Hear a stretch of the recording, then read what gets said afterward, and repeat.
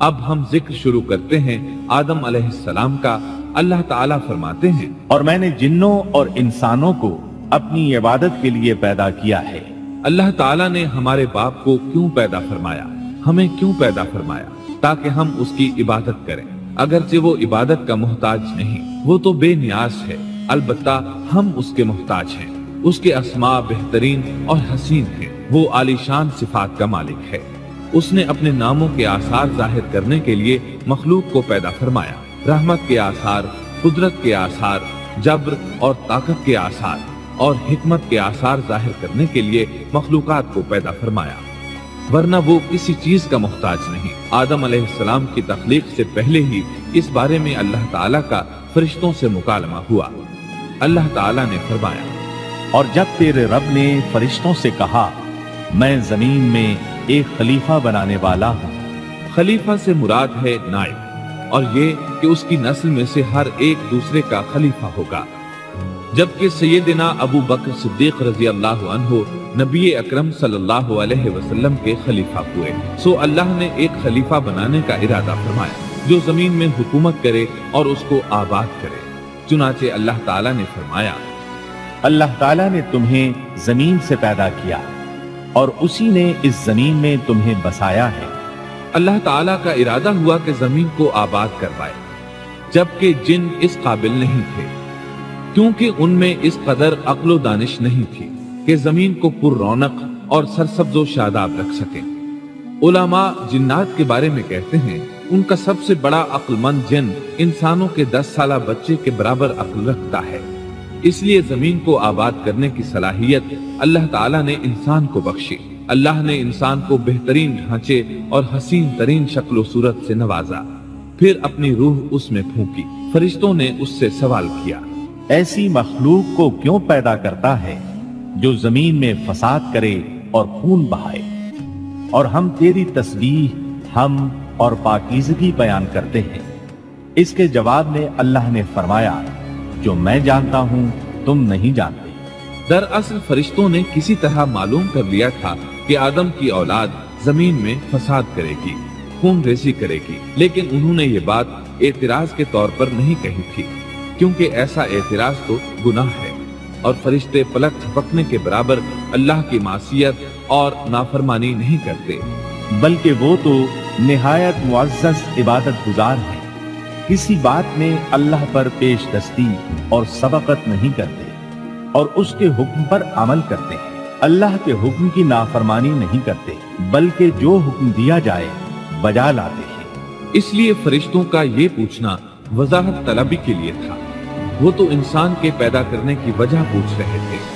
وہ زمین میں جنات کے اعمال اور کرتوت کا مشاہدہ کر چکے تھے، یعنی اللہ تعالیٰ نے انہیں پیدا کر کے اختیار دیا تو وہ فتنہ و فساد اور فسق و فجور میں مبتلا ہو گئے، اور اب ایک اور مخلوق زمین میں بسائی جا رہی تھی، تو اس بات کا امکان تھا کہ یہ مخلوق بھی ان کے نقش قدم پر چلے۔ اس لیے فرشتوں نے تعجب اور حیرت کی بنا پر یہ سوال کیا تھا، اور پوچھنے کا مقصد یہ تھا کہ کیا یہ بھی جنوں کی طرح ہوں گے؟ اس طرح انہیں یہ خدشہ لاحق ہوا کہ شاید ان سے اللہ کی عبادت میں کوتاہی یا کمی واقع ہوئی ہے، جس کی وجہ سے اللہ کو نئی مخلوق پیدا کرنا پڑی۔ اس لیے ان کی بات میں یہ بھی تھا کہ ہم تیری حمد اور ثنا بیان کرتے ہیں۔ بہرحال ان کے سوال کے دو مقصد تھے، کیا یہ جنوں کی طرح فساد کرنے والی قوم ہے؟ کیا ہم سے تیری عبادت میں کوتاہی ہوئی ہے؟ اس پر اللہ تعالیٰ نے فرمایا، جو میں جانتا ہوں وہ تم نہیں جانتے۔ اس موقع پر فرشتوں کے ذہنوں میں ایک اور بات بھی آئی، وہ آپس میں کہنے لگے کہ اللہ تعالیٰ جو بھی مخلوق پیدا کرے گا وہ ہم سے زیادہ معزز اور عالم نہیں ہو سکتی۔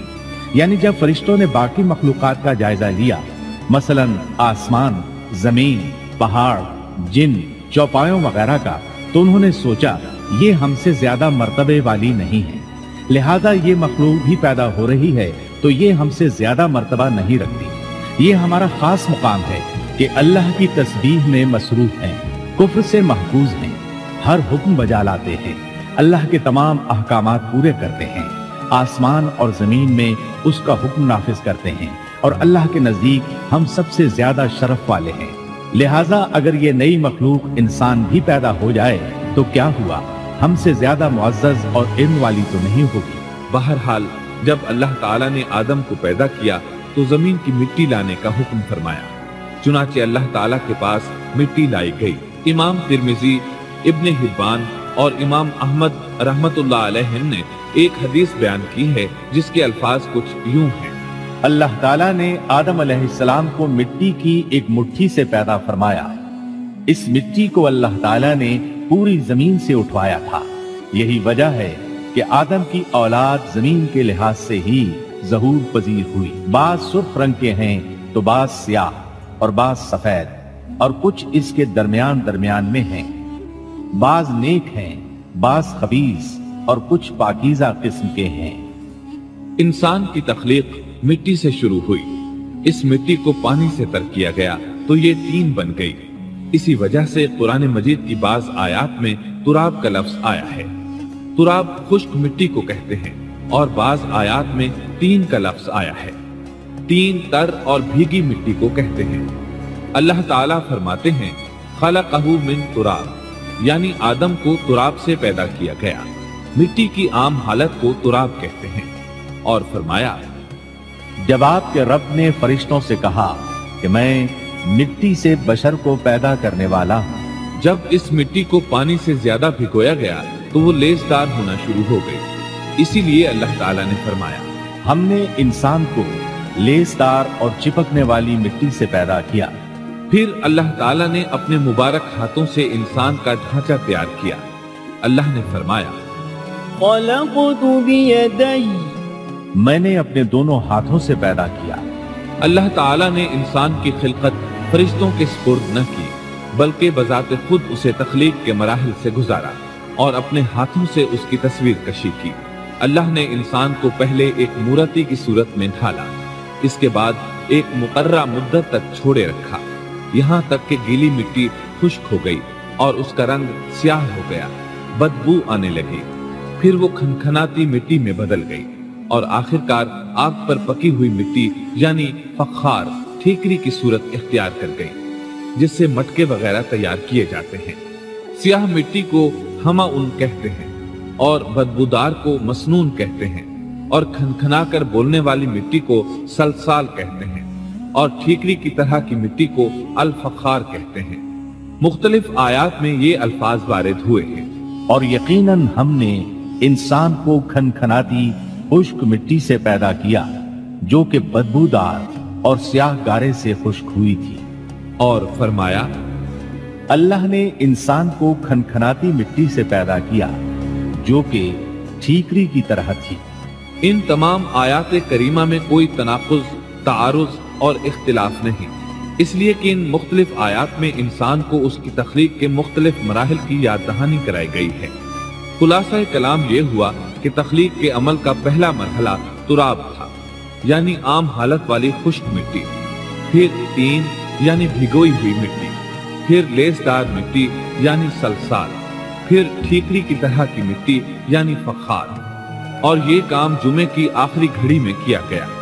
और ये दिन अल्लाह के लिहाज से शुमार होने वाले दिनों में से हमारे दिनों की तरह न था। हमारे और अल्लाह के दिन मुख्तलिफ हैं। तख्लीक आदम दरअसल अल्लाह का करिश्मा है। इंसानों को एक सूरत अता की गई। इस मरहले का तस्करा बुखारी और मुस्नद अहमद की एक रिवायत में है। अल्लाह ने आदम को पैदा किया और उनका कद 60 हाथ या 60 मीटर लंबा था। तमाम जन्नती लोग इस कद आदम के साथ जन्नत में दाखिल होंगे और उस वक्त से लेकर आज तक मखलूक का कद कम होता चला आ रहा है।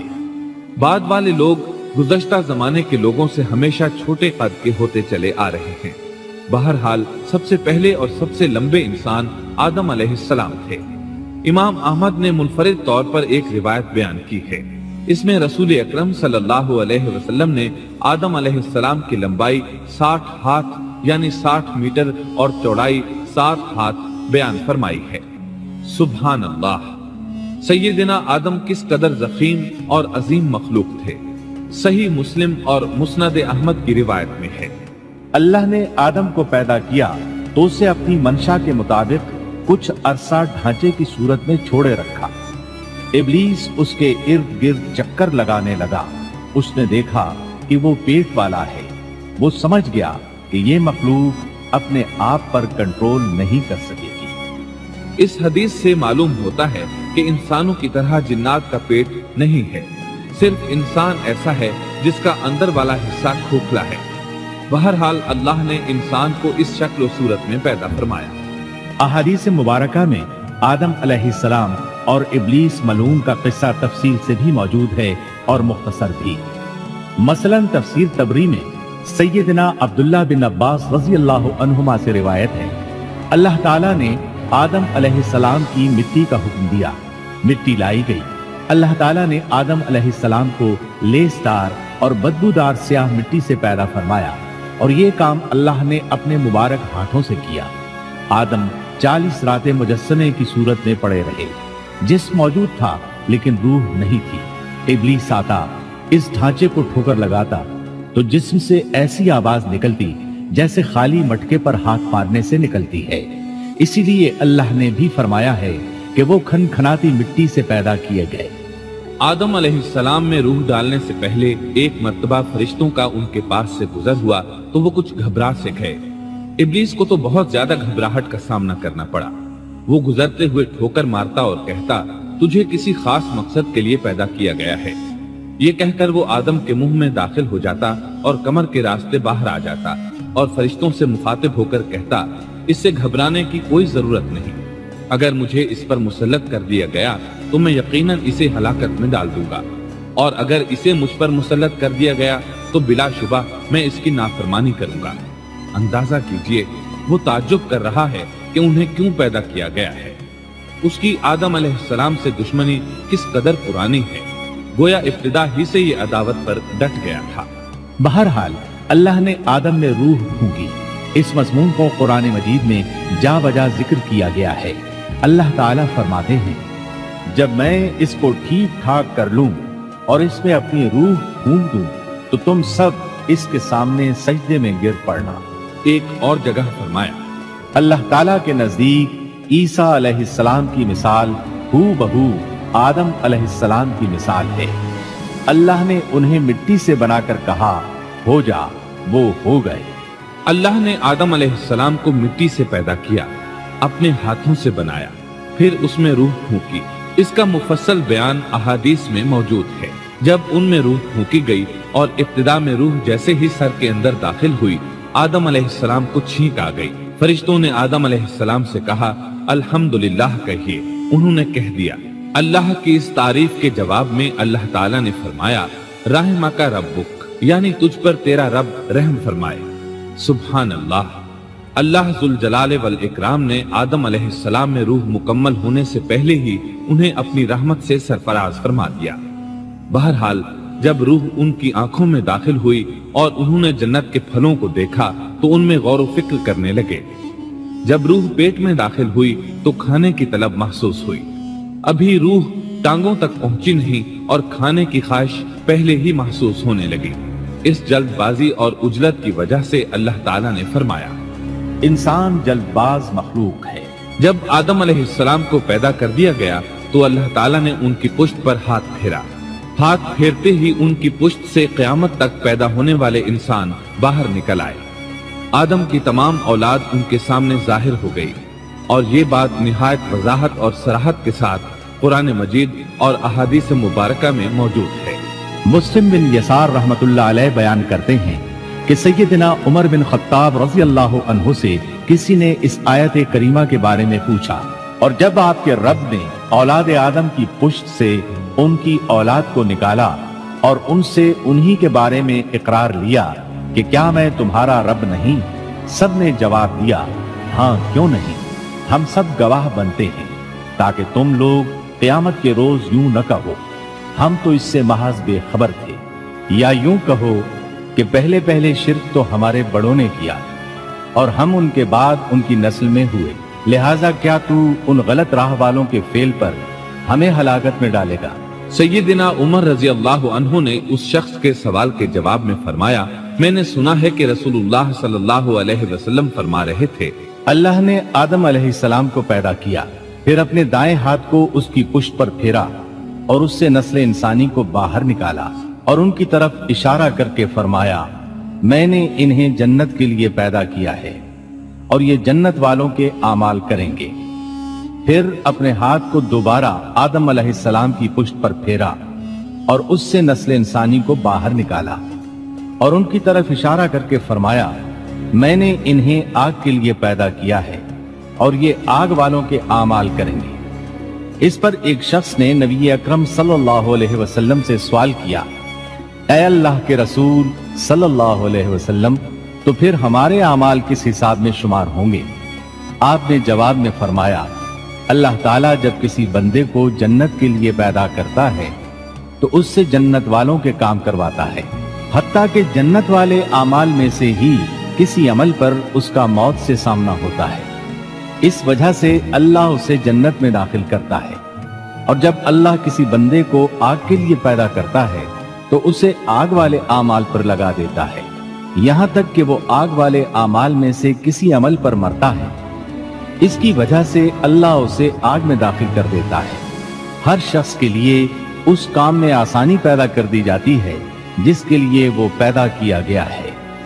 लेकिन ये बात जहन में हर वक्त मौजूद रहनी चाहिए कि अल्लाह ने इंसान को इख्तियार दे रखा है कि वो अपनी अक्ल और फिक्र की रोशनी में अल्लाह के अहकामात पर अमल पैरा होकर खुद को जन्नती बना ले या अक्ल का दुरुस्त इस्तेमाल न करते हुए शैतान का पटा गले में डाल ले और जहन्नम में जगह बना ले।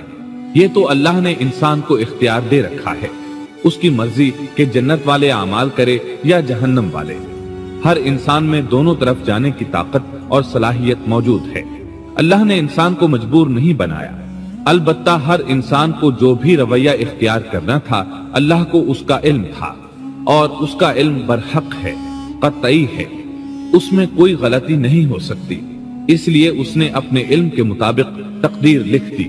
अब हम जो कुछ करते हैं तकदीर से मजबूर होकर नहीं करते बल्कि अपने इख्तियार से करते हैं। और चूंकि तकदीर भी अल्लाह के हुक्म से लिखी गई इसलिए इसमें भी कोई खता वाक़ई नहीं होती। लिहाजा तकदीर का ये मतलब नहीं कि इंसान तकदीर की बिना पर हिदायत मानने या ना मानने पर मजबूर है, ऐसी बात कतई नहीं। और दुरुस्त बात यह है कि तकदीर का मसला बहुत ज्यादा पेचीदा है और मुश्किल तरीन मसाइल में से है। यहाँ इसकी तफसीर का मौका नहीं। जब अल्लाह ने आदम अलैहिस्सलाम को पैदा कर लिया और उसमें अपनी रूह फूंक दी तो फरिश्तों को हुक्म दिया कि आदम को सजदा करें। इब्लीस एक बहुत नेक और बुजुर्ग जिन था, उसने कभी अल्लाह की नाफरमानी नहीं की थी। इसी बिना पर वो बुलंद मर्तबा पाकर फरिश्तों में शामिल हो चुका था, लेकिन फरिश्तों की जिन्स से कतन नहीं था। अल्लाह ने उसे इताअत और फरमाबरदारी का सिला दिया था, उसकी इज्जत और इकराम करते हुए आसमान में बसाया था। लम्हा भर के लिए भी उसने अल्लाह की नाफरमानी नहीं की थी। और फिर अल्लाह ने आदम को सजदा करने का हुक्म दिया और इस हुक्म के मुखातब फरिश्ते और इब्लीस थे। सिर्फ फरिश्तों के लिए ये हुक्म नहीं था बल्कि इब्लीस भी इस हुक्म में शामिल था, क्योंकि अल्लाह ताला फरमाते हैं, और यकीनन हमने तुम्हें पैदा किया, फिर हम ही ने तुम्हारी सूरत बनाई। फिर हमने फरिश्तों से कहा कि आदम को सजदा करो, तो सिवाय इब्लीस के सभी ने सजदा किया। वो सजदा करने वालों में शामिल न हुआ। अल्लाह ताला ने फरमाया, तुझे किस चीज ने सजदे से रोक दिया जबकि मेरा हुक्म तेरे लिए भी था? तो इससे साबित हुआ इस हुक्म में फरिश्तों के साथ इब्लीस भी शामिल था, क्योंकि कुरान में इज अमरतुक के अल्फाज हैं। इसका मतलब है कि मैंने तुझे हुक्म दिया था। और फिर इब्लीस ने जवाब में ये नहीं कहा कि तूने तो मुझे हुक्म ही नहीं दिया था, बल्कि उसने सजदा न करने की वजह ये बताई।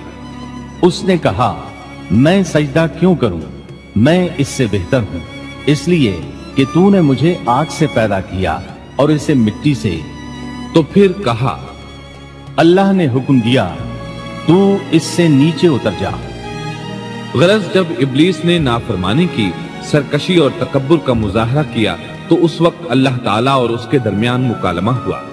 अल्लाह ने उसकी सरकशी देखकर उसे सजा देते हुए फरमाया, इस जन्नत से उतर जा, तुझे कोई हक हासिल नहीं कि तू इस जन्नत में रहकर तकब्बुर करे।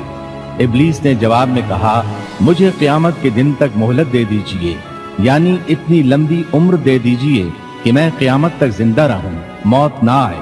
अल्लाह ने फरमाया, तुझे मोहलत दे दी गई, लेकिन एक वक्त मुकर्ररा तक। और जब शैतान इस तरफ से मुतमईन हो गया कि उसे मोहलत मिल गई, तब उसने कहा, चूंकि तूने मुझे गुमराह कर दिया है, इस वजह से मैं कसम खाता हूं कि मैं इंसानों की गुमराही के लिए तेरे सीधे रास्ते पर बैठ जाऊंगा।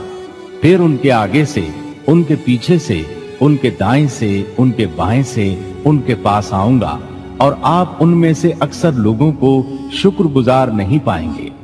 अल्लाह ताला ने शैतान का रद्द करते हुए फरमाया, यहां से जलील व ख्वार होकर निकल जा। इनमें से जो शख्स भी तेरा हुक्म मानेगा, मैं ऐसे तमाम गुमराहों से जहन्नम को भर दूंगा।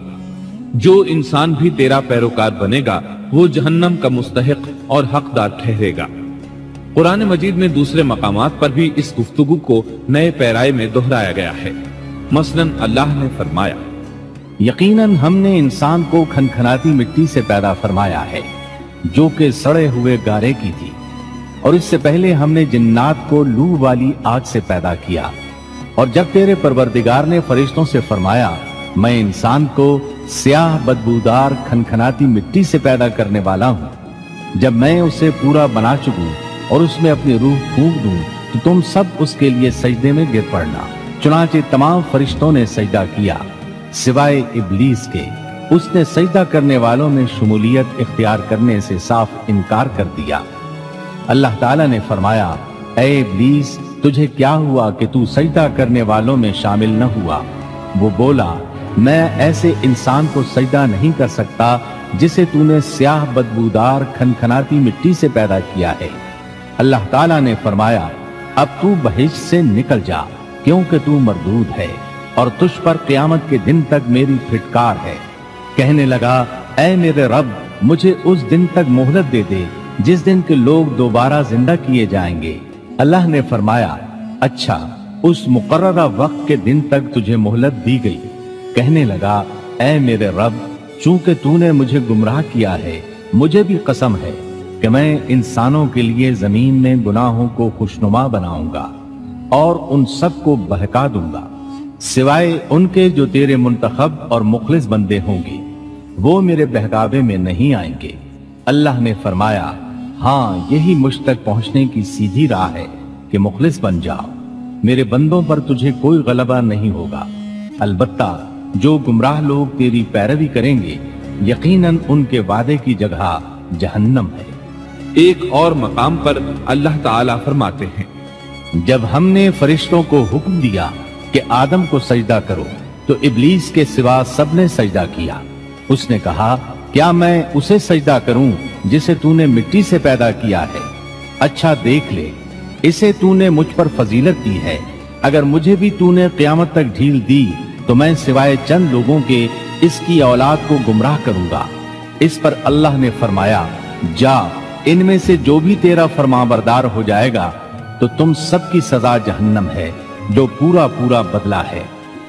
इनमें से तू जिसे भी अपनी आवाज के साथ बहका सकता है, बहका ले, और इन पर अपने सवार और प्यादे चढ़ा ला, यानी अपने घुड़सवार लश्कर और पैदल लश्कर को चढ़ा कर ले आ, और अपना हर दाव, हर तरकीब और हर असलहा इस्तेमाल कर ले, और इनके मालों और औलाद में भी शिरकत कर ले, और तू इन्हें दिल बहलाने वाले वादे दे ले, यानी इनके बुरे आमाल बना संवार कर इन्हें दिखा, और गलत ख्वाहिशात दिला, जन्नत, दोज़ख और दोबारा जिंदा न होने के वादे दे। और इनसे शैतान के जितने भी वादे होते हैं, सब के सब सरासर फरेब है। यकीनन मेरे सच्चे बंदों पर तेरा कोई काबू और गलबा नहीं होगा। तेरा रब कारसाजी करने वाला काफी है। इसी तरह बहुत सी आयात में पहली मासियत इलाही का जिक्र किया गया है। सबसे पहला नाफरमान इब्लीस मलऊन था। वो खबीस अल्लाह के सामने तकब्बुर और अनाद से भरपूर जवाब देता रहा। इसी वजह से अल्लाह ने उसे काफिर का लक़ब दिया। काफिर उसे कहते हैं जो नेमत का इनकार करे। अल्लाह ने उस पर इतना फजलो करम और इनाम और एहसान किया कि बुलंद तरीन मर्तबे तक पहुंचा दिया, लेकिन उसने अल्लाह की इस नेमत की कदर न की, परवाह न की और कुफ्र का रास्ता इख्तियार किया। अल्लाह ताला फरमाते हैं, जबकि आपके रब ने फरिश्तों से फरमाया कि मैं मिट्टी से एक इंसान को पैदा करने वाला हूँ, सो जब मैं उसे ठीक ठाक कर लूं اور اس میں اپنی روح پھونک دوں تو تم سب اس کے سامنے سجدے میں گر پڑنا۔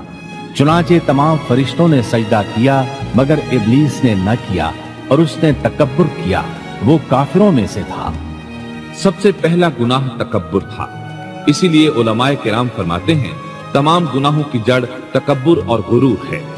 نبی اکرم صلی اللہ علیہ وسلم نے اپنی امت کو تکبر نہ کرنے کا سختی سے حکم فرمایا، اس کی برائی، وبال اور ہلاکت سے آگاہ فرمایا۔ آپ نے فرمایا، اللہ اس شخص کی طرف رحمت سے دیکھے گا بھی نہیں جس نے تکبر کی بنا پر کپڑا ٹخنوں سے نیچے لٹکایا۔ اس کے علاوہ نبی صلی اللہ علیہ وسلم نے تو مطلقاً فرما دیا، وہ شخص جنت میں داخل ہونے کے قابل نہیں جس کے دل میں ذرہ برابر بھی تکبر ہے۔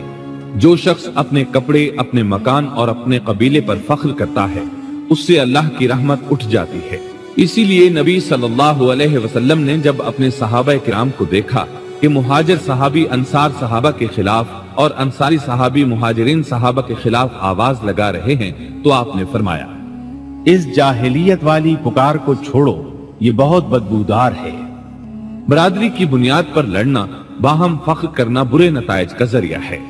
گناہوں کی بنیاد بھی تکبر ہے، اس لیے ہر مومن کو چاہیے کہ اپنے نوکر، خادم، ملازم یا کسی بھی مسکین پر کبھی بھی فخر و غرور کا اظہار نہ کرے، کیونکہ یہی اللہ کی سب سے پہلی نافرمانی وجود میں آئی تھی۔ تکبر کا یہ ذکر ضمناً آ گیا۔ ہم پھر اپنے موضوع کی طرف لوٹتے ہیں۔ اللہ نے آدم علیہ السلام کو پیدا کیا اور انہیں عالم بنا کر ہی تخلیق کیا، یعنی جب وہ پیدا ہوئے تو جاہل نہیں تھے۔ اللہ نے آدم علیہ السلام کو فرشتوں سے بھی بڑا عالم بنا کر پیدا فرمایا۔ بے شمار احادیث میں آدم علیہ السلام کی ابتدا اور ان کے علم کا ذکر موجود ہے۔ جب اللہ نے آدم میں مکمل روح ڈال دی اور وہ اپنے پاؤں پر کھڑے ہو گئے تو اللہ نے انہیں حکم دیا، جاؤ فرشتوں کی جماعت کو السلام علیکم کہو۔ آدم اور فرشتوں کی زبان عربی تھی، یہی زبان اہل جنت کی ہے۔ آدم گئے، جا کر سلام کہا، انہوں نے جواب میں کہا وعلیکم السلام ورحمت اللہ، یعنی تجھ پر اللہ کی سلامتی اور رحمت ہو۔ اللہ نے فرمایا، یہ تیرا اور تیری اولاد کا آپس میں ایک دوسرے کو تحفہ اور ہدیہ ہے۔ اللہ نے آدم علیہ السلام کو ابتدا ہی میں تمام نام سکھا دیے۔ مفسرین نے ان ناموں کے بارے میں بہت بحثیں ذکر کی ہیں۔ مضبوط موقف سیدنا عبداللہ بن عباس رضی اللہ عنہما کا ہے کہ اللہ نے آدم علیہ السلام کو ہر چیز کا نام سکھا دیا تھا۔ مثلا یہ پہاڑ ہے، یہ سمندر ہے، یہ پرندہ ہے، یہ درخت ہے وغیرہ۔ وہ آسمان اور زمین کی ہر چیز کا نام جانتے تھے۔ یہ علم کیسا تھا، انسان نے کس طرح ہر چیز کا نام پہچان لیا۔ یقیناً اللہ انسان میں یہ طاقت پیدا کر سکتا ہے کہ وہ ہر علم کا احاطہ کر سکے۔ اللہ نے آدم علیہ السلام کو ہر چیز کا نام اور اس کی صنعت اور کام بھی معلوم کرا دیا۔ آگ، لوہے، لکڑی، غرض ہر چیز کا نام اور استعمال ذہن میں ڈال دیا۔ وہ کس قدر عظیم علم سے بہرہ ہوئے، سبحان اللہ۔ بہرحال اللہ نے آدم علیہ السلام کو صرف شکل و صورت اور تخلیق ہی میں بلند مرتبہ عطا نہیں کیا تھا، بلکہ عقل و علم کے لحاظ سے بھی بلند درجے اور مقام پر فائز کیا تھا، جیسا کہ اللہ تعالیٰ فرماتے ہیں، اللہ نے آدم علیہ السلام کو ہر چیز کا نام سکھا دیا، پھر ان چیزوں کو فرشتوں پر پیش کیا اور فرمایا، مجھے ان چیزوں کے نام بتاؤ اگر تم سچے ہو۔ مطلب یہ کہ تم اپنے دعوے میں کہاں تک سچے ہو۔ جب آدم کی تخلیق ہوئی تو تم نے کہا تھا اللہ جو چاہے پیدا کر لے، قسم ہے وہ ہم سے زیادہ معزز اور عالم نہیں ہوگا۔ اس دعوے میں اگر تم سچے ہو تو ذرا ان اشیاء کے نام تو بتاؤ۔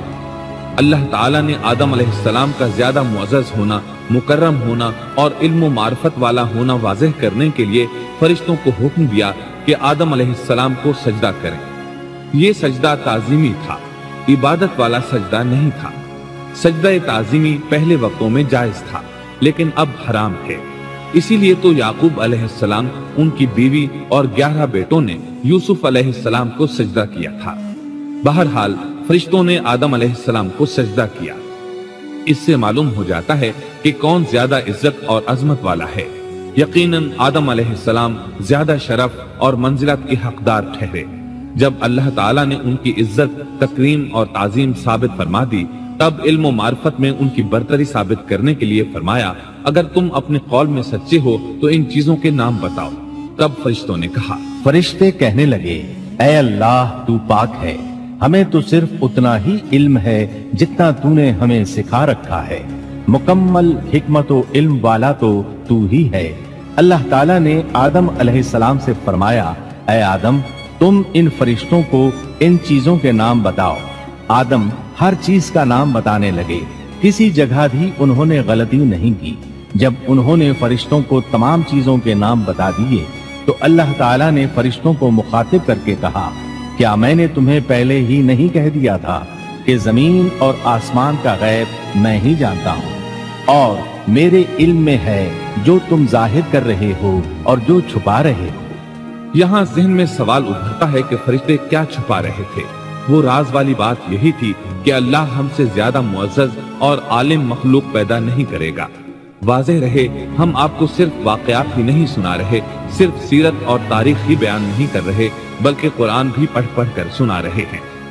اور قرآن کو اس وقت تک سمجھنا محال ہے جب تک کہ ان واقعات کی تفصیل موجود نہ ہو۔ خیر، اس کے بعد اللہ تعالیٰ نے اماں حوا کو پیدا فرمایا۔ انہیں آدم علیہ السلام کے فوراً بعد پیدا نہیں فرمایا، بلکہ آدم علیہ السلام نے کافی عرصہ جنت میں تنہا بسر کیا، اور حدیث میں ہے کہ وہ وحشت محسوس کرتے تھے، تنہائی کو شدت سے محسوس کرنے لگے تھے۔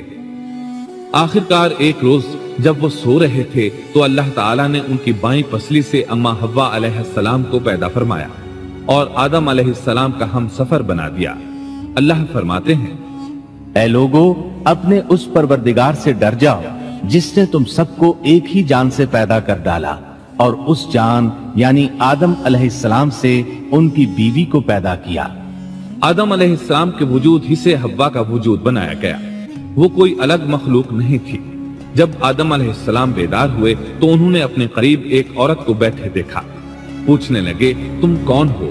حوا علیہ السلام نے کہا، عورت۔ آدم علیہ السلام نے پھر پوچھا، تجھے کس لیے پیدا کیا گیا ہے؟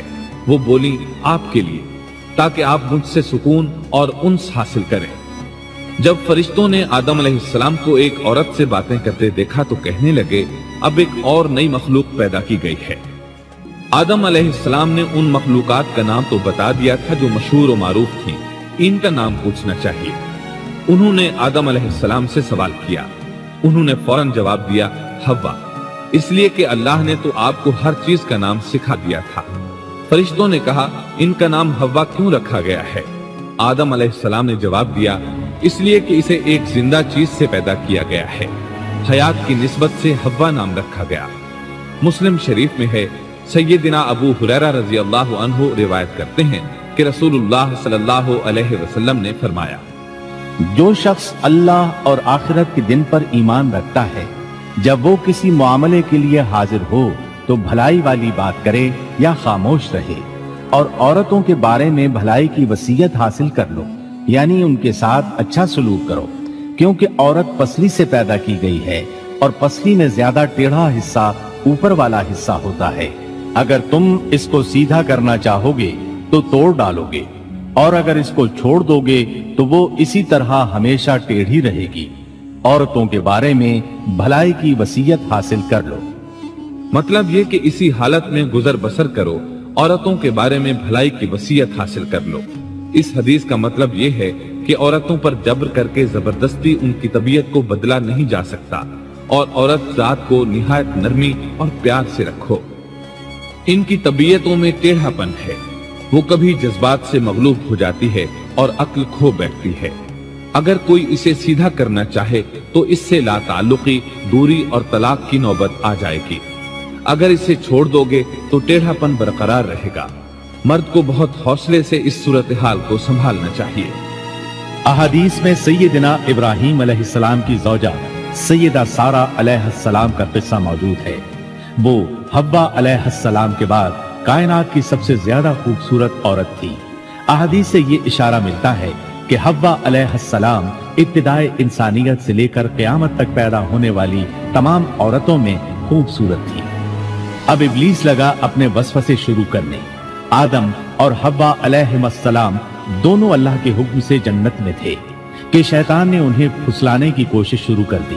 अल्लाह ताला फरमाते हैं, और हमने कह दिया, ऐ आदम, तुम और तुम्हारी बीवी जन्नत में रहो और जहां से चाहो बाफरागत खाओ।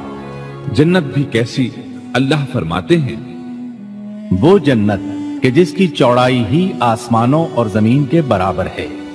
सो इस जन्नत में से जो चाहो सो खाओ, कुछ भी मना नहीं सिवाय एक दरख्त के, चुनाचे इरशाद हुआ, और हमने कहा, ऐ आदम, तुम और तुम्हारी बीवी जन्नत में रहो, फिर जिस जगह से चाहो बाफरागत खाओ और इस दरख्त के पास मत जाओ वरना जालिमों में से हो जाओगे। एक और जगह फरमाया, और जब हमने फरिश्तों से कहा कि आदम को सजदा करो तो इब्लीस के सिवा सबने सजदा किया।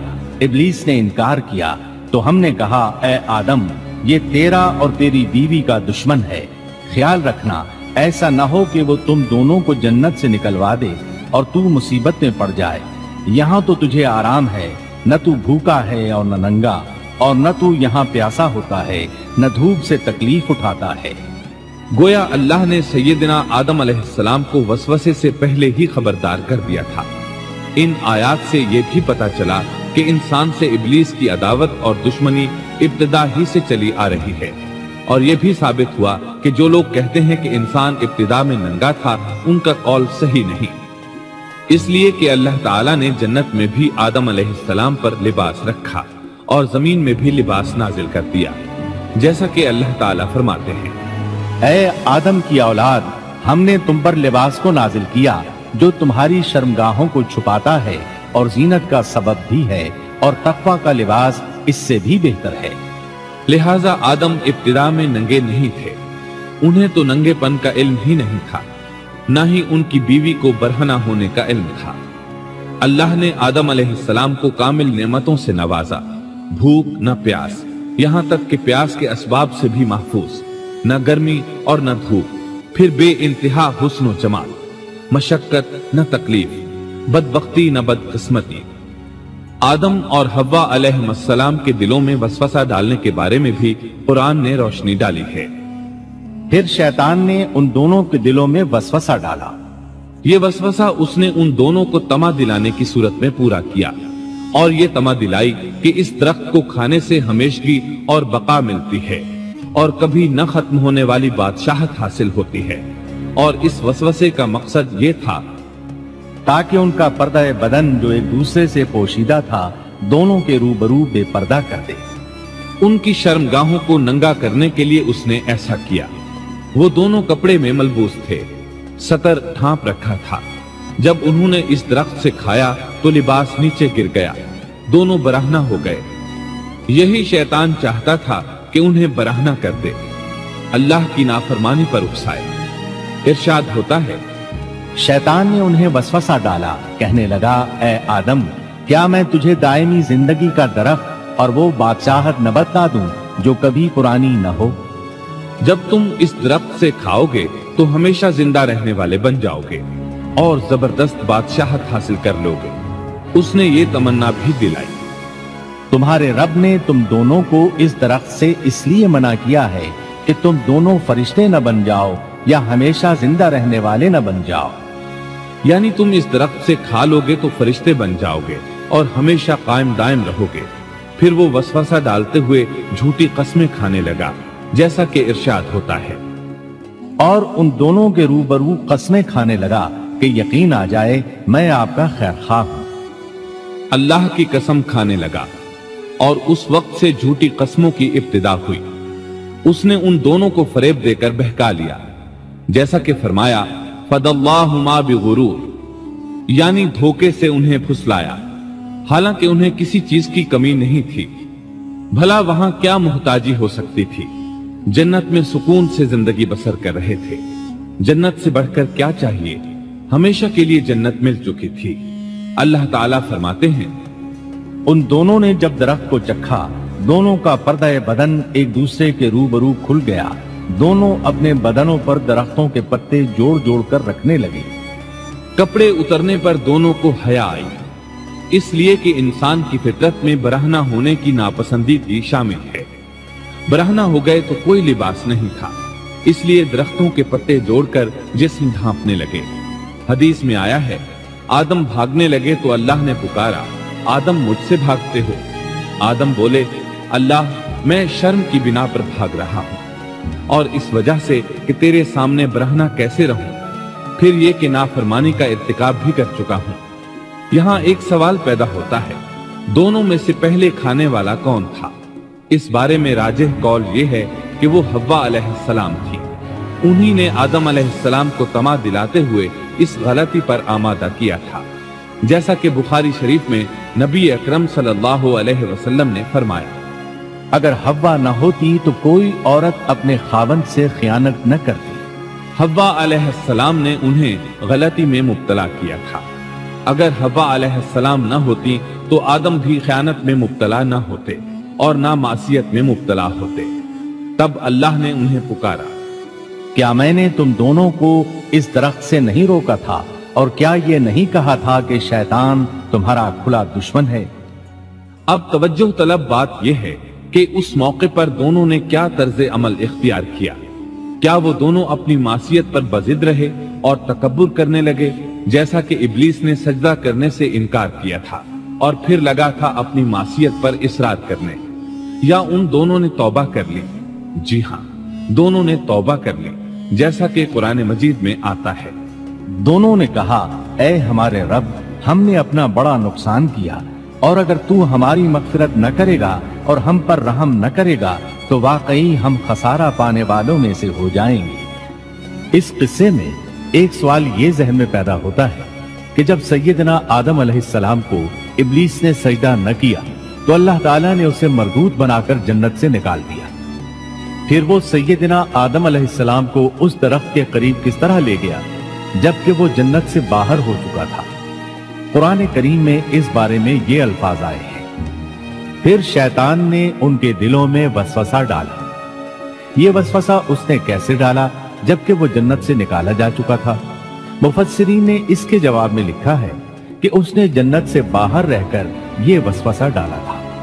जैसे आजकल तार और बगैर तार के आवाज को दूर दराज इलाकों तक पहुंचाया जा सकता है, ऐसे ही शैतान ने अपनी ताकत से ये वसवसा उनके दिलों तक पहुंचाया। लगे हाथों इब्लीस की हकीकत भी सुन ले। इब्लीस के लफ्जी मानी इंतहाई मायूस के हैं।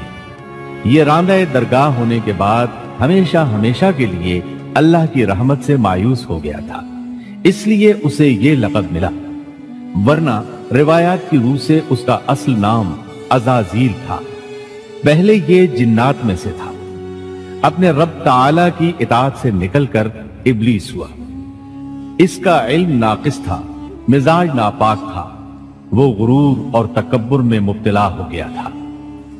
यहां ये बात भी ज़हन नशीन कर लें कि अंबिया खता और गुनाह से पाक होते हैं। उन पर अल्लाह ताला की मुस्तकिल हिफाजत और निगरानी कायम रहती है। अगरचे अंबिया भी इंसान होते हैं और तमाम इंसानी तकाजे उन्हें लाहिक होते हैं, लेकिन उनके अमल और इरादे में किसी किस्म की बदी और शर का अमल दखल कतन नहीं होता। उनका हर कौल और अमल, बल्कि हर हरकत और सुकून की हालत भी इंसानियत के लिए बेहतरीन नमूना होते हैं। अलबत्ता बशर होने की वजह से भूल का इम्कान होता है, ताहम भूल हो जाने की सूरत में उन्हें फौरन ही खबरदार कर दिया जाता है। भूल हो जाना बशरी तबीयत का खासा है। अल्लाह ताला ने हर इंसान की फितरत में ये चीज रखी है। अंबिया से भूल चूक हो जाने में भी अल्लाह ताला की कई एक हिकमतें पोशीदा हैं। मसलन बहुत सी कौमें अपने नबियों के मोजज़ात देखकर उनमें रबूबियत की सिफात की कायल हो गई। यहाँ तक कि बाज़ कौमों ने अपने नबियों को अल्लाह या अल्लाह का बेटा भी जाना। जब अंबिया से भूल और लग़ज़िशें हुई तब गोया लोगों पर यह वाज़ेह किया गया कि ये इलाह नहीं है। इलाह होते तो किस तरह इनसे भूल हो सकती थी। इससे यह बताना भी मकसद था कि अंबिया इंसान ही होते हैं, कोई मावराई मखलूक नहीं होते।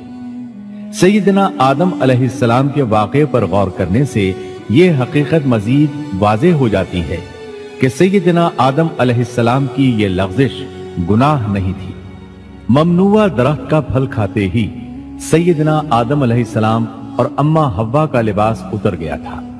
अल्लाह का हुक्म हुआ, जन्नत से उतर जाओ, तुम आपस में एक दूसरे के दुश्मन होगे और तुम्हारे वास्ते जमीन में रहने की जगह है और एक वक्त तक नफा हासिल करना है।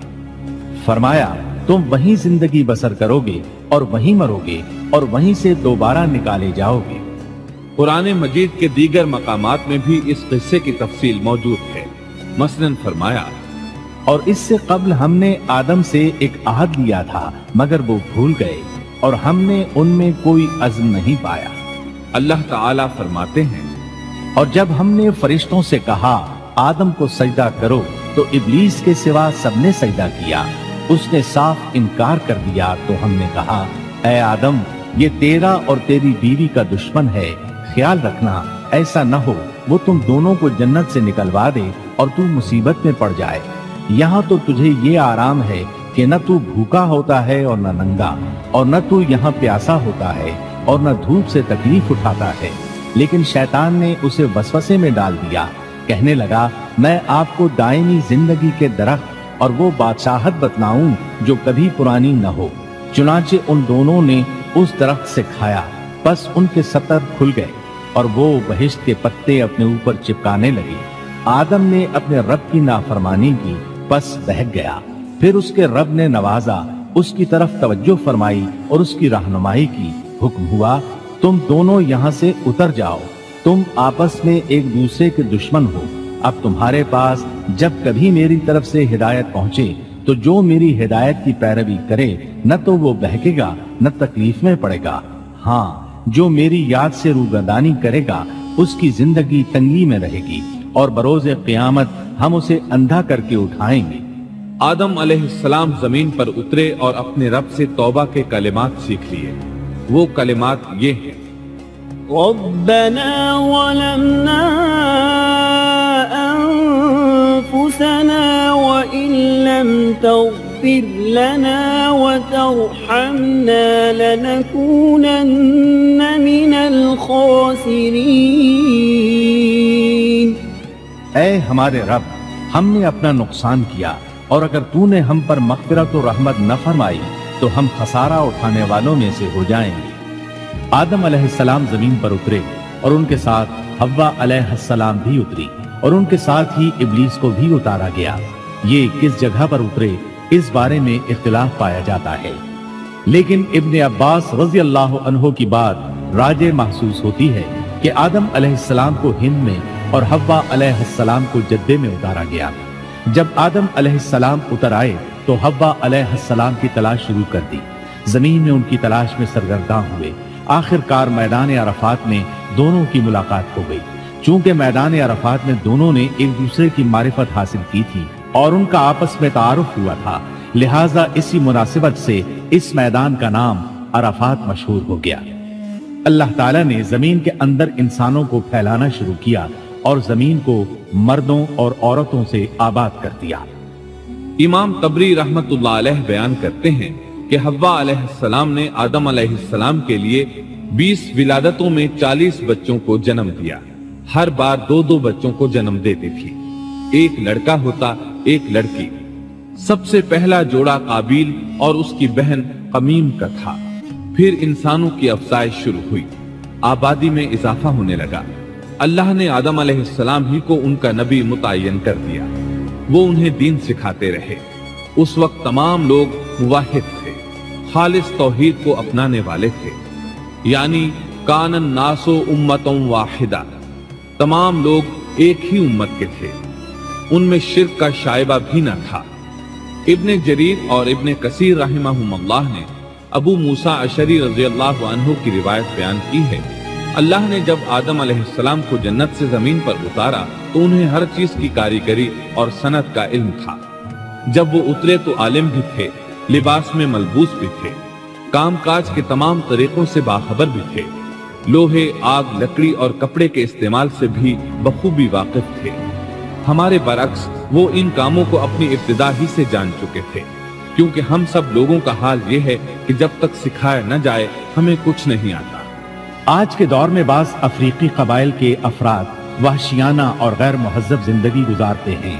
علماء کا کہنا ہے کہ یہ لوگ زمین پر رہنے والوں میں سے گمراہ ترین انسان ہیں۔ انہوں نے بہترین زندگی ضائع کر دی اور گھٹیا زندگی کو پسند کیا۔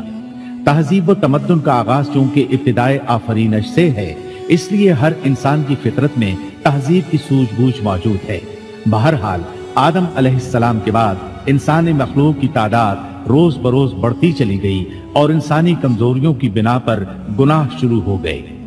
زمین پر سب سے پہلے ہونے والی معصیت قابیل کے ہاتھوں اپنے بھائی حابیل کے قتل کی صورت میں سامنے آئی۔ اللہ تعالیٰ نے قرآن مجید میں قابیل اور اس کے بھائی حابیل کا قصہ بیان کیا ہے۔ قابیل قرخ اور درشت طبیعت کا مالک تھا، جبکہ اس کا بھائی حابیل رحم دل اور نرم طبیعت تھا۔ قابیل کھیتی باڑی کرتا تھا اور حابیل مویشی چراتا تھا۔ حابیل کے نرم دل ہونے کی ایک وجہ اس کا بکریاں چرانا تھا، کیونکہ ایک چرواہا اپنی بکری کو بھوکا دیکھ کر اسے چارہ کھلائے بغیر نہیں رہتا، نہیں وہ کسی بکری کو پیاسا دیکھ کر اسے بھول جاتا ہے۔ اپنے جانور پر اس کی طاقت سے زیادہ بوجھ بھی نہیں لاتا۔ بنی نوع انسان کی تعداد میں اضافے کے لیے اس وقت ایسا قانون تھا جو اب حرام ہے، اور وہ ہے بہن کے ساتھ نکاح۔ چونکہ اس وقت کے سب لوگ آدم علیہ السلام کی حقیقی اولاد تھے اور آپس میں بہن بھائی تھے، اس لیے اس وقت کی شریعت کی روح سے قابیل اپنے ساتھ جڑواں پیدا ہونے والی بہن کے سوا کسی دوسری بہن سے شادی کر سکتا تھا، اور اسی طرح حابیل اپنے ساتھ جڑواں پیدا ہونے والی بہن کے علاوہ کسی دوسری بہن سے شادی کر سکتا تھا۔ اس کی صورت یہ تھی کہ قابیل کی شادی حابیل کی بہن سے ہو اور حابیل کی شادی قابیل کی بہن سے ہو، لیکن ہوا یہ کہ حابیل کی بہن خوبصورتی میں قابیل کی بہن سے کم تھی، اس لیے قابیل نے حابیل کی بہن سے شادی کرنے سے انکار کر دیا اور اپنی جڑواں بہن سے شادی کی خواہش ظاہر کی، لیکن ایسا کرنا آدم علیہ السلام کی شریعت میں حرام تھا۔ آپ نبی بھی تھے اور رسول بھی۔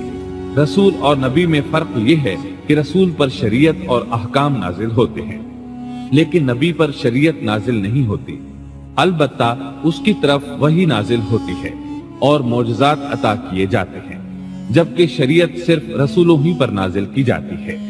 آدم علیہ السلام بھی چونکہ رسول تھے، اس لیے ان کی شریعت میں یہ قانون تھا کہ کوئی شخص اپنے ساتھ جڑواں پیدا ہونے والی بہن کے ساتھ شادی نہیں کر سکتا۔ قابیل اس شرعی حکم کی وجہ سے غضبناک ہو گیا۔ اس نے تعجب کا اظہار کرتے ہوئے اس قانون کو ماننے سے انکار کر دیا۔ آدم علیہ السلام نے ان دونوں کے درمیان فیصلہ کرتے ہوئے انہیں حکم دیا کہ دونوں اللہ کے حضور ایک ہدیہ پیش کریں۔ ہدیہ اس جانور کو کہتے ہیں جسے اللہ کے نام پر ذبح کر کے فقراء میں تقسیم کر دیا جائے۔ اس سے مقصود اللہ کے لیے اپنی نیت کو خالص کرنا ہوتا ہے۔ اس عمل کو قربانی کہا جاتا ہے۔ آدم علیہ السلام کے زمانے میں قربانی کا جو قانون تھا اس کے قبول ہونے کی نشانی طے تھی، اور وہ یہ کہ آسمان سے ایک آگ نمودار ہوتی اور اس قربانی کو جلا دیتی۔ اس کا مطلب تھا قربانی قبول ہو چکی ہے، اور اگر آگ قربانی کو نہ جلاتی تو سمجھ لیا جاتا کہ قربانی قبول نہیں ہوئی۔ آخر قربانی کا دن آ پہنچا۔ حابیل نے اپنے مویشیوں میں سے ایک بہترین جانور لیا اور قربان گاہ میں لا کر اللہ کے حضور پیش کر دیا۔ دوسری طرف قابیل نے اپنی کھیتی کے غلے میں سے ردی قسم کا غلہ قربانی کے لیے پیش کیا۔ دوسرے دن دونوں قربان گاہ پہنچے تو انہوں نے دیکھا کہ حابیل کی قربانی قبول ہو چکی ہے، جبکہ قابیل کی قربانی کو آگ نے چھوا تک نہیں تھا۔ یہ دیکھ کر قابیل حابیل پر غضبناک ہوا۔ شیطان نے بھی اسے وسوسے میں مبتلا کیا کہ اپنے بھائی کو قتل کر دے۔ اس نے اپنے بھائی حابیل کو جان سے مار ڈالنے کا پختہ ارادہ کر لیا۔ اس وقت تک روئے زمین پر کوئی انسان قتل نہیں ہوا تھا۔ انسانی تاریخ میں یہ پہلا قتل ہے جس کا ارتکاب قابیل نے کیا۔ وہ اپنے بھائی حابیل کے پاس گیا اور اس سے بولا، میں تجھے قتل کر دوں گا۔ جواب میں حابیل نے کہا، اگر تو مجھے قتل کرنے کی کوشش کرے گا تو میں اپنے دفاع میں ہاتھ نہیں اٹھاؤں گا، اس لیے کہ میں چاہتا ہوں تو اپنے دیگر گناہوں کے ساتھ میرے قتل کا گناہ بھی اٹھا لے، تیرے گناہ زیادہ ہو جائے۔ چنانچہ ایک تاریک رات میں حابیل سویا ہوا تھا کہ قابیل ایک بڑا سا پتھر اٹھا کر اس کے پاس آیا۔ اس نے وہ پتھر اپنے بھائی کے سر پر دے مارا، इस तरह उसने हाबील को कत्ल कर दिया। रूए जमीन पर कत्ल की इब्तिदा कर दी, जमीन को पहले खून से रंग दिया। तारीख इंसानी में ये सबसे पहला जुर्म था जो काबिल के हाथों हुआ। कत्ल तो वो कर बैठा, अब हैरान और परेशान हुआ कि उसकी लाश का क्या करे। उस वक्त तक नस्ल इंसानी मौत से भी दो चार नहीं हुई थी। आदम अलैहिस्सलाम की औलाद में से उस वक्त तक कोई फौत नहीं हुआ था, इसलिए काबिल को मालूम नहीं था कि मुर्दे के साथ क्या किया जाए। इसी कशमकश के आलम में उसने भाई की लाश को कमर पर उठा लिया और चल पड़ा। चला जा रहा था कि अल्लाह ने दो कव्वे भेजे। दोनों कव्वे आपस में लड़ पड़े, एक ने दूसरे को हलाक कर दिया। अब जिंदा कव्वा मिट्टी खोदने लगा। इस तरह उसने एक गड्ढा तैयार कर लिया, मुर्दा कव्वे को उसमें रखा और ऊपर मिट्टी डाल दी। इस तरह काबिल को दफन का तरीका मालूम हुआ। उसने भी गड्ढा खोदा और हाबील की लाश को उसमें दबा दिया। वो अपने किए पर नादिम जरूर था, लेकिन उसने अल्लाह से मुआफी न मांगी, जबकि इंसान के लिए जरूरी है कि उससे कोई गुनाह हो जाए तो अल्लाह से मुआफी मांगे। काबिल और हाबील के दरमियान जो मुकालमा हुआ, अल्लाह ताला ने उसका जिक्र सूरह माइदा आयत 27 ता 29 में किया है। अल्लाह फरमाते हैं, आदम अलैहिस्सलाम के दोनों बेटों का खरा खरा हाल भी इन्हें सुना दो। उन दोनों ने एक नजराना पेश किया, उनमें से एक की नजर तो कबूल हो गई और दूसरे की कबूल न हुई, तो वो कहने लगा, मैं तुझे मार ही डालूंगा। उसने कहा, अल्लाह तकवे वालों ही का अमल कबूल करता है। गो तू मेरे कत्ल के लिए दस्तराजी करे, लेकिन मैं तेरे कत्ल के लिए हरगिज अपना हाथ नहीं बढ़ाऊंगा। मैं तो अल्लाह ताला परवरदिगार आलम से खौफ खाता हूँ। मैं तो चाहता हूँ कि तू मेरा गुनाह और अपना गुनाह अपने सर पर रख ले और दोज़खियों में शामिल हो जाए। जालिमों का यही बदला है। इसका मतलब ये था कि तेरे और गुनाहों के साथ मेरे कत्ल का गुनाह भी तेरे जिम्मे लगे और तू जालिमों में से हो जाए। हाबील के कत्ल के बाद काबिल पर जो गुजरी, उसका जिक्र अल्लाह ने सूरह माइदा आयत 30 और 31 में किया है। बस उसे उसके नफ्स ने अपने भाई के कत्ल पर आमादा कर दिया और उसने उसे कत्ल कर डाला। इससे वो नुकसान वालों में से हो गया। फिर अल्लाह ताला ने एक कव्वे को भेजा जो जमीन खोद रहा था, ताकि उसे दिखाए कि वो किस तरह अपने भाई की नाश को छुपा सकता है। वो कहने लगा, हाय अफसोस, क्या मैं ऐसा करने से भी गया गुजरा हो गया कि इस कव्वे की तरह अपने भाई की लाश को दफना देता। फिर तो बड़ा ही पशेमान और शर्मिंदा हुआ। इमाम अहमद, तिरमिजी और अबू दाऊद ने सैयदना साद बिन अबी वक्कास रज़ी अल्लाह अन्हु से रिवायत की है कि उन्होंने सैयदना उस्मान रज़ी अल्लाह अन्हु की शहादत के फितने के वक्त फरमाया, मैं गवाही देता हूँ कि रसूल अकरम सल्लल्लाहु अलैहि वसल्लम ने फरमाया था, एक बहुत बड़ा फितना रूनुमा होगा। उसमें बैठने वाला खड़े होने वाले से बेहतर होगा और खड़ा होने वाला चलने वाले से बेहतर होगा और चलने वाला दौड़ने वाले से बेहतर होगा। किसी ने कहा, अगर कोई मेरे घर में दाखिल होकर मेरी तरफ हाथ बढ़ाए ताकि वो मुझे कत्ल कर दे, तो आप सल्लल्लाहु अलैहि वसल्लम ने फरमाया, तू आदम अलैहिस्सलाम के बेटे की तरह कत्ल हो जा। यानी इस फितने में कत्ल हो जाना, हाबील की सुन्नत पर अमल करते हुए खुद हाथ न उठाना, कातिल कहलाने की बजाय मकतूल होने को पसंद करना। इसी तरह मुस्नद अहमद की एक रिवायत में है, रसूलुल्लाह सल्लल्लाहु अलैहि वसल्लम ने फरमाया, दुनिया में जब भी कोई जुल्म से कत्ल होता है तो उसका गुनाह आदम अलैहिस्सलाम के पहले बेटे काबिल की गर्दन पर जरूर होता है, इसलिए कि वो पहला शख्स है जिसने जालिमाना कत्ल की इब्तिदा की और ये नापाक तरीका जारी किया। इस हदीस से इस जुर्म की नौयत का बखूबी अंदाजा होता है कि अल्लाह ताला ने इसको सिर्फ एक कत्ल करार नहीं दिया, बल्कि इसको एक घिनौनी हरकत करार दिया। क़यामत तक आने वाले लोग जो इस गुनाह के मुर्तकिब होंगे, उनका कुछ गुनाह काबिल के हिसाब में डाला जाएगा। हाबील को कत्ल करने के बाद काबिल ने अपनी बीवी को साथ लिया और दूर दराज नरम जमीन के पास जाकर रिहाइश पजीर हो गया और आदम अलैहिस्सलाम के सामने तक न हुआ। आदम अलैहिस्सलाम पहाड़ों के करीब एक बस्ती में रह रहे थे। ये उनसे बहुत दूर जा बसा था। इस तरह काबिल का आदम अलैहिस्सलाम से राबिता बिल्कुल खत्म हो गया और उससे एक नई नस्ल की इब्तिदा हुई। फहाशी और उरियानी को उनके यहाँ उरूज हासिल था। इबादत ये लोग अगरचे अल्लाह ही की करते थे, लेकिन आदम अलैहिस्सलाम की शरीयत के खिलाफ बेहयाई के दिलदादा थे। तकवा की किल्लत, अहकाम इलाही की नाफरमानी और फहाशी का फरोग उनके शब रोज का मामूल था। इसके बाद लोग दो गिरोहों में तकसीम हो गए। शरीर और बुरे लोग काबिल के साथ मिल गए और आदम अलैहिस्सलाम के दीगर बेटे और नेक लोग आदम अलैहिस्सलाम के साथ मिल गए। आदम अलैहिस्सलाम 960 साल जिंदा रहे। इनकी कुल उम्र तो 1000 साल थी, लेकिन 40 साल कम कर दी गई।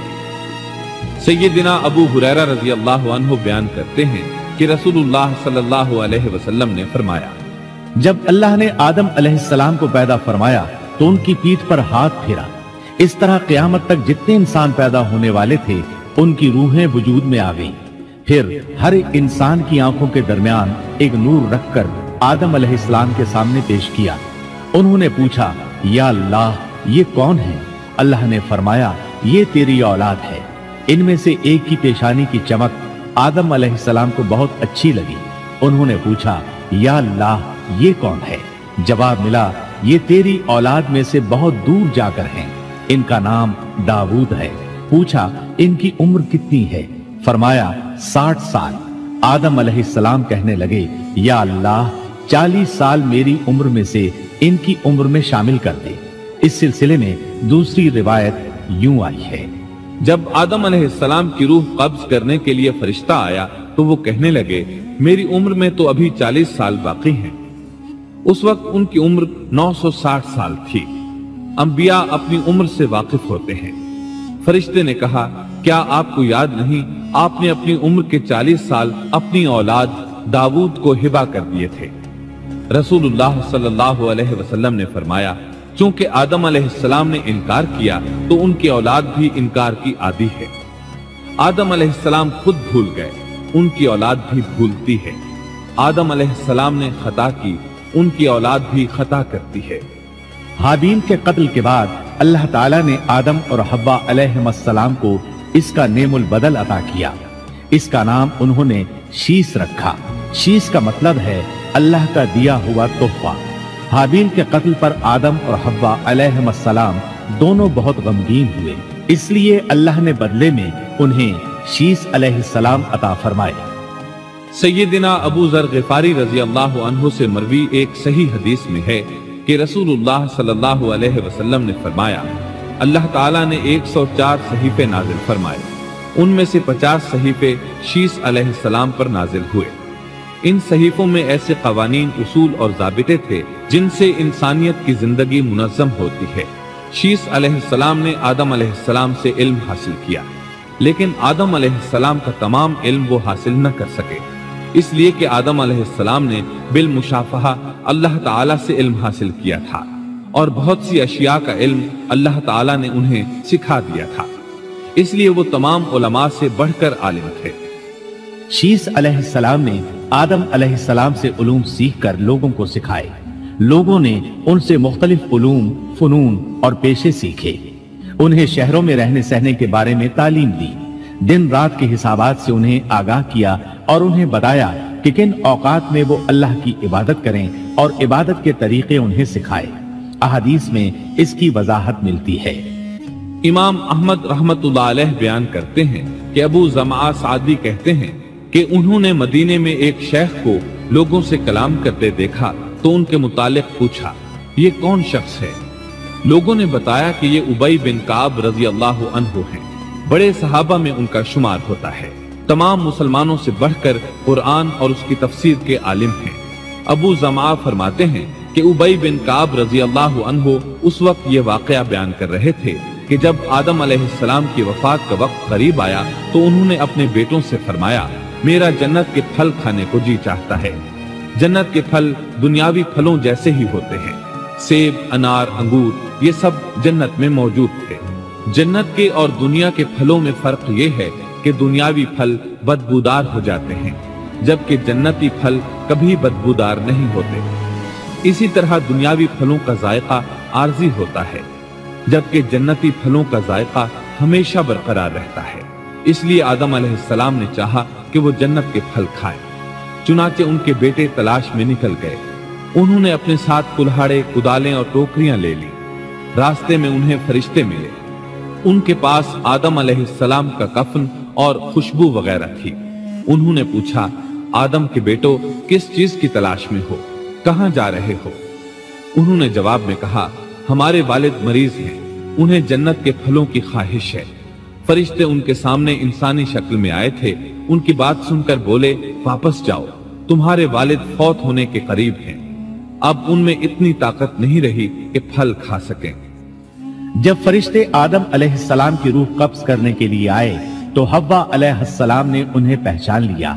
वो बुलंद आवाज से आदम अलैहिस्सलाम को पुकारने लगी, उनके साथ चिमट गई। आदम अलैहिस्सलाम बोले, मुझसे अलग हो जाओ, पहले भी मुझे तुम्हारी वजह से मुसीबत पहुंची थी। मेरे और मेरे रब के फरिश्तों के दरमियान से हट जाओ। फिर फरिश्तों ने आदम अलैहिस्सलाम की रूह कब्ज की, उन्हें गुस्ल दिया, कफन पहनाया, खुशबू लगाई, आपकी कब्र खोदी। फिर उन्होंने आदम अलैहिस्सलाम की नमाज जनाजा अदा की। उसके बाद उन्हें कब्र में उतारा, फिर ऊपर मिट्टी डाल दी और बोले, आदम के बेटो, तुम्हारे लिए यही तरीका है। उस वक्त तक लोग कफन दफन के अहकामात से वाकिफ नहीं थे। उन्हें इल्म न था कि काबिल ने अपने भाई को कैसे दफन किया था। इसलिए फरिश्तों को भेजा गया ताकि तदफीन का तरीका बता दें। तो इस तरह इंसान को दफन करने का तरीका मालूम हुआ जो फरिश्ते लेकर आए थे। आदम अलैहिस्सलाम ने अपनी 960 साल की मुकम्मल जिंदगी में सिवाय उस दरख्त का फल खाने के और कोई खता नहीं की। आपकी वफात के 1 साल बाद हव्वा अलैहिस्सलाम भी वफात पा गईं। ये था हमारे बाप सैयदिना आदम अलैहिस्सलाम का उसवा और सीरत तैयबा का हाल।